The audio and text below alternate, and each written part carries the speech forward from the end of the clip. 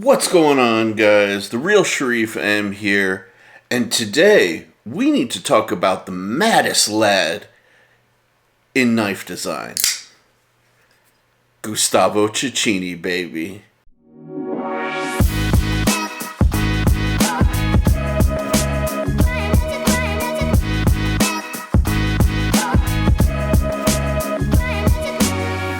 So by far, the maddest lad in all of the land of knife design is Gustavo Cecchini.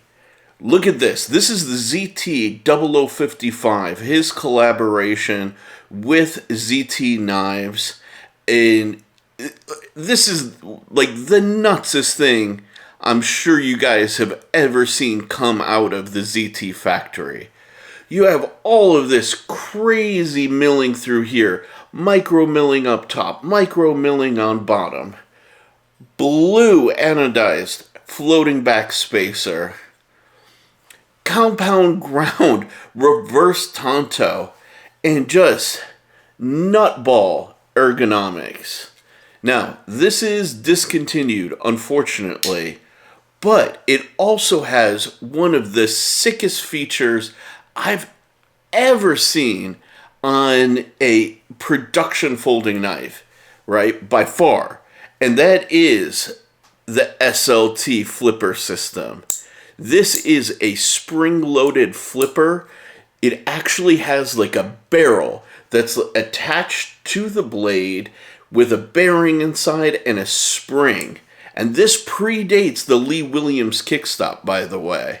So you pull this thing and it fires the blade out like a frickin' 1911. And believe it or not, that is the inspiration for this. It's meant to look like a classic 1911 hammer. And I think he nailed it.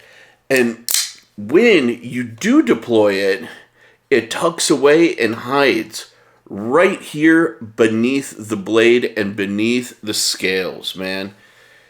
Gustavo Cecchini is by far one of my, actually he is my all-time favorite designer. He is right there with the likes of Bob Trezzola, Brad Southard,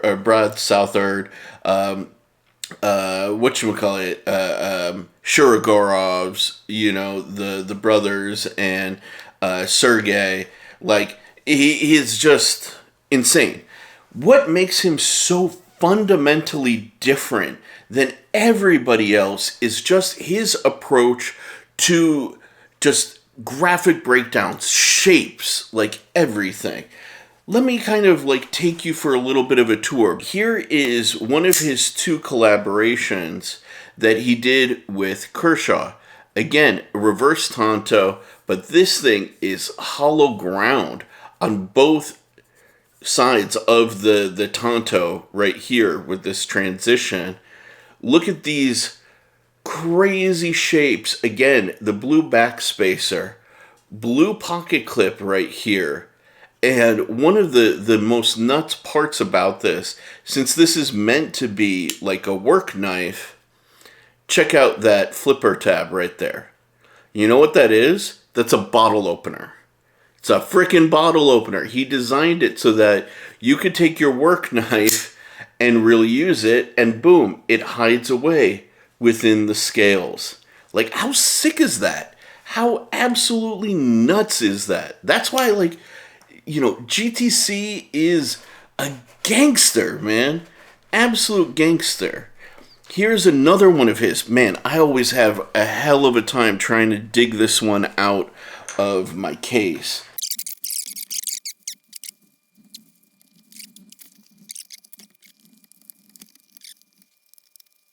Phew!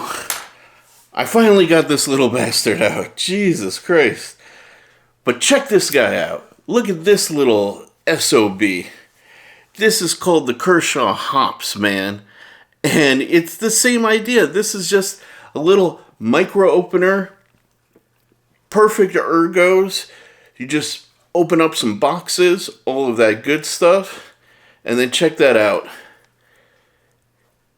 Same little opener right there for opening up your beer bottles, man, after a nice hard day of work. This is like the perfect little fifth pocket knife.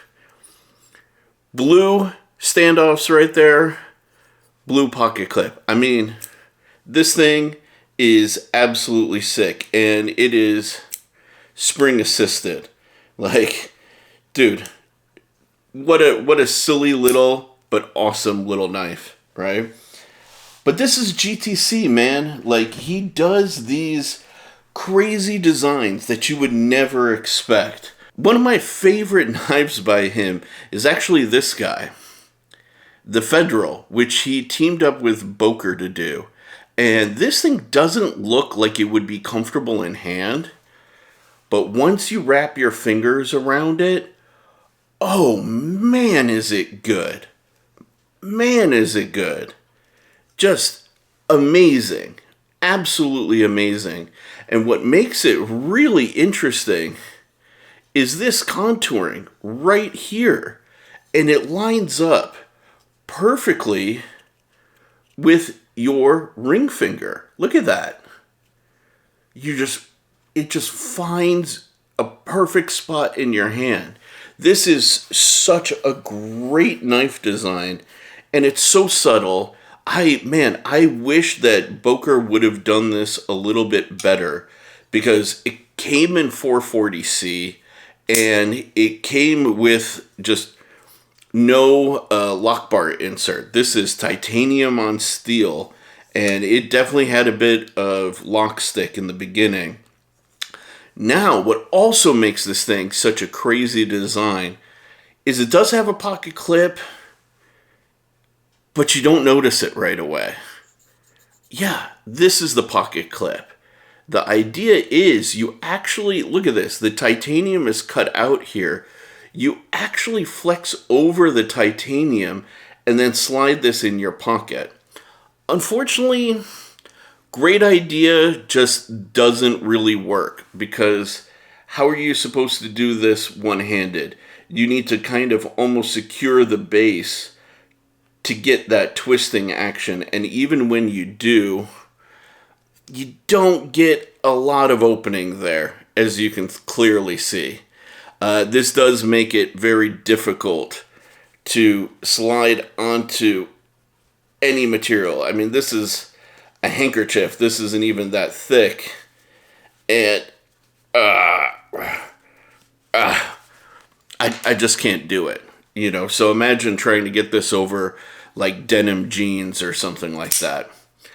But overall, still a fantastic concept and beautiful, beautiful knife, in my opinion. I love the blade shape. I love the sort of tactical blade kind of inspiration.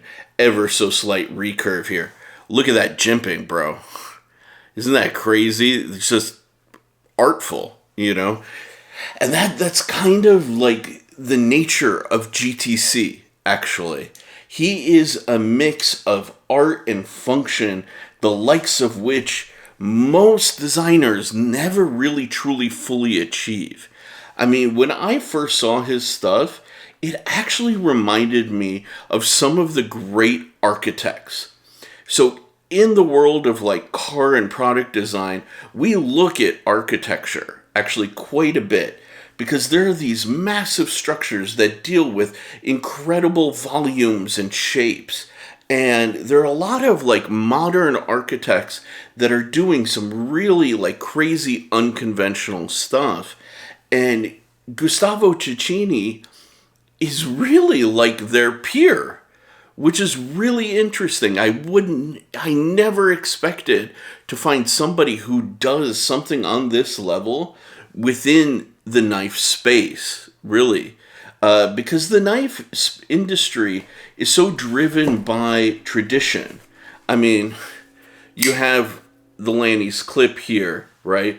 Bolster, handle, traditional shape, kind of traditional blade. Even if you want to go like even truer to the Lanny's clip sort of concept, we have this guy, right? I mean, this is what knives are supposed to look like, you know? And if they don't look like that, they look like this, you know, like a Peña Mula. And if they don't look like this, they look like a Ray Laconico, you know. But then Gustavo Cecchini looks like that. That is what truly inspires me about him. I mean, ZT did 3 different variations of the 0055. We have the silver one that I showed you previously, and then we had this all black one where they did this unique patterning. I don't know if he actually penned that himself or that was done internally at ZT. I personally really would like to know, so I should actually just send him a message. We have chatted in the past. He knows I am a huge fan. But look at this thing in just DLC'd out goodness, man. This thing is just art.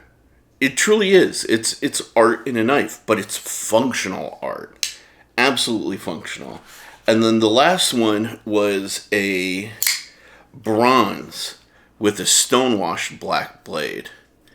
And just as a funny coincidence, I got one of these. I felt the detent was a little too weak. I sent it back, and I got a replacement, and my original fixed. The detent fixed.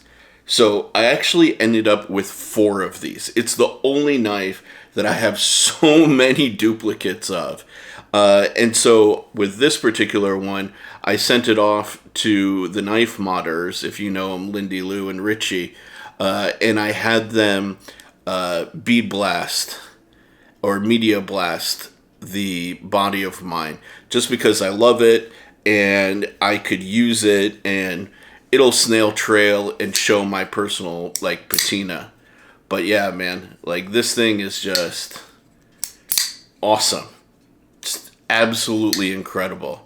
And part of what makes Gustavo Cecchini so interesting is when he does his compound grinds, he does his thicker section towards the back and the thinner section towards the front.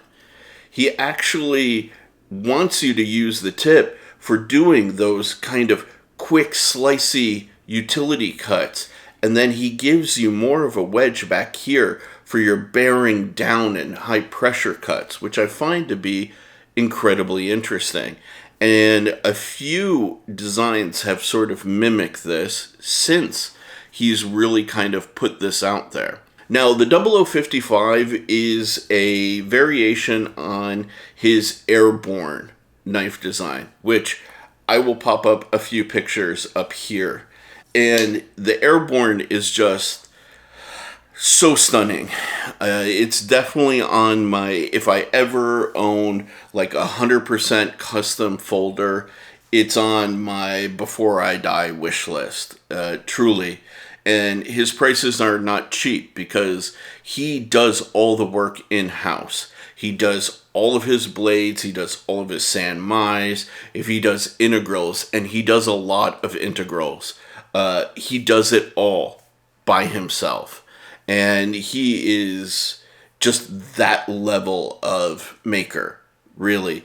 I don't know how many guys that you know that are doing every single part of the process by themselves. You know, they'll send out blades for water jet, they'll do whatever. No, this guy is doing it all on his own, which just makes him that much more incredible. His most recent collaboration was actually with Wingman EDC, and I don't know if there was a name for it, but for a long, long time before I picked up my my CKF Sukhoi, this was actually my most expensive knife in my collection. You know, the aesthetics may not be for you. I personally, I love them. They're just crazy. What gets me about GTC is the lines, the proportion, everything shouldn't work, right? Like, based on traditional design kind of principles, these things shouldn't find harmony, but they do. When Gustavo does them, they find exquisite harmony all working together. And it's one of those things that every so often you get a creative mind like his out in the world, and he just makes things work in a way that nobody else quite does. And Gustavo, for me, is one of those characters. My hope is really for you guys to be challenged in your understanding of what makes knife design, because that's what Gustavo does for me every single day.